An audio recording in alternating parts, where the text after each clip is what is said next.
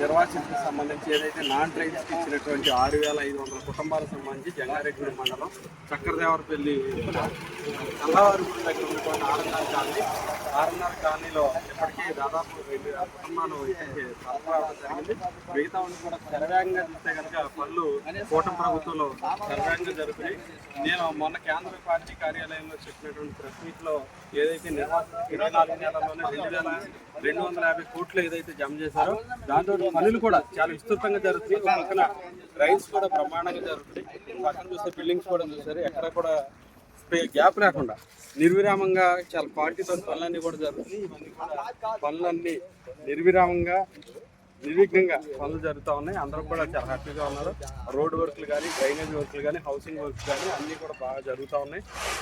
కూటమి ప్రభుత్వం ఈ సందర్భంగా నిర్వాసితులు లేకపోతే నిజంగా ఫాలో అవ్వలేదు. ఎందుకంటే వారి త్యాగాలతో అక్కడ అమరావతి రైతులు లేకపోతే అమరావతి లేదు, పోలవరం నిర్వాసితులు త్యాగాలు లేని పోలవరం ప్రాజెక్ట్ లేదు.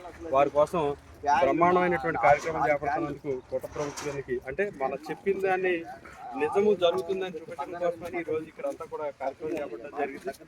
అందరూ కూడా నిర్వాసితులు మనతో ఉన్నారు. వాళ్ళందరూ కూడా కూటమి ప్రభుత్వం బాగా జరుగుతుంది పనులు చెప్తా ఉన్నారు. దానికి అందరికీ కూడా థ్యాంక్ యూ, ధన్యవాదాలు.